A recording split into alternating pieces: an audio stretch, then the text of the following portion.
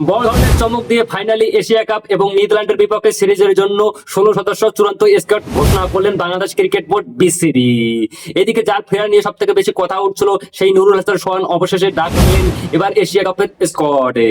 তবে বড় চমক হচ্ছে যে এবার এশিয়া কাপের স্কোয়াডে ডাক পেয়ে গেলেন অলরাউন্ডার মোহাম্মদ সাইফ হাসান। অন্যদিকে গত সিরিজে স্কোয়াড থেকে বাদ পড়ে গেছেন মেহেদী হাসান মিরাজ এবং মোহাম্মদ নাইম শেখ।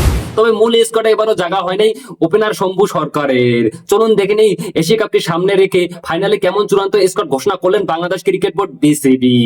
এশিয়া কাপ এবং নিউজিল্যান্ডের বিপক্ষে সিরিজের জন্য বাংলাদেশ দলের চূড়ান্ত স্কোয়াড চলো দেখি নেই। নাম্বার 1-এ রয়েছেন Liton Kumar Das and captain. Number 2-এ রয়েছেন আমাদের পারভেজ হাসান ইমন, ওপেনিং এক ব্যাটসম্যান, খুব ভালো দক্ষতার সঙ্গে ব্যাটিং করে। এবারে চলে এসে আমরা নাম্বার 3-এ Towhid Hridoy, middle order batsman, এবং নাম্বার 4-এ রয়েছেন Jaker Ali Konik, middle order batsman, এবং নাম্বার 5-এ রয়েছেন Shamim Hasan Patwari, middle order batsman, খুব ভালো একজন ব্যাটসম্যান, দক্ষতার সঙ্গে ব্যাটিং করে। এবং নাম্বার 6-এ রয়েছেন তানজিদ তামিম, ওপেনিং ব্যাটসম্যান, তিনিও একজন খুব ভালো একজন ব্যাটসম্যান, ভালো ওপেনার। এবং নাম্বার 7-এ রয়েছেন শেখ মেহেদী হাসান, বোলিং অলরাউন্ডার। এবং নাম্বার 8-এ রয়েছেন মোহাম্মদ সাইফুদ্দিন, বোলিং অলরাউন্ডার, তার দক্ষতা আছে ভাই বলের মধ্যেও। নাম্বার 9-এ রয়েছেন নাসুম আহমেদ, স্পিন বোলার, খুব ভালো মিষ্টি বোলার, একদম খুব ভালো একদম বরুণ চক্রবর্তী বল করে। নাম্বার 10-এ রয়েছেন তাসকিন আহমেদ, ফাস্ট বোলার, খুব মানে যেমন মোহাম্মদ সিরাজের মতো বল করে কম বেশি।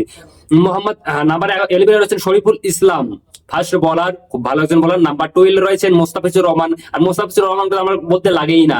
আর নাম্বার 13-তে রয়েছেন রিশাদ হোসেন, স্পিন বোলার।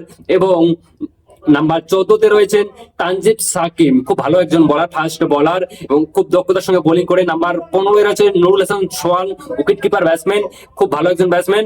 এবং নাম্বার 16-এ রয়েছেন সাইফ হাসান, ব্যাটিং অলরাউন্ডার। তো ভাই বাংলাদেশের এই এশিয়া কাপের স্কোয়াডটা তোমাদের কি মনে হয় যে 2025 এশিয়া কাপ বাংলাদেশ জিততে পারবে? দেখো আমরা যদি কম বেশি দেখি বাংলাদেশের স্কোয়াডটাও কিন্তু কম বেশি ধামাকাদার রয়েছে। দেখো এশিয়া কাপ জেতার যতটা সম্ভাবনা, আমি একটা পার্সেন্টেজ তোমাদেরকে বেঁধে দিচ্ছি, সেটা হয়তো খুব ভালো হবে সেই পার্সেন্টেজটা।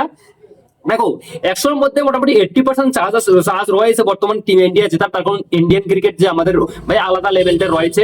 এবং দ্বিতীয়তে চান্স রয়েছে আফগানিস্তানের, তৃতীয়তে চান্স রয়েছে বাংলাদেশের, 4 নম্বরে চান্স রয়েছে ভাই আফগানিস্তানে, সরি শ্রীলঙ্কার। বাকি ভাই কারণ চান্স নাই, তার কারণ দেখো এখানে ইন্ডিয়া আছে, ইন্ডিয়ার মতো শক্তিশালী দল, এদিকে আফগানিস্তান আছে, পাকিস্তান রয়েছে, এবং ভাই এরাই জিতবে। তোমাদের কি মনে হয় কমেন্ট করে অবশ্যই বলবে এবার এশিয়া কাপ কে জিততে পারে, বাংলাদেশ নাকি ইন্ডিয়া নাকি পাকিস্তান? কমেন্ট করে অবশ্যই বলবেন। তো দেখা যাক শেষমেশ কে জেতে।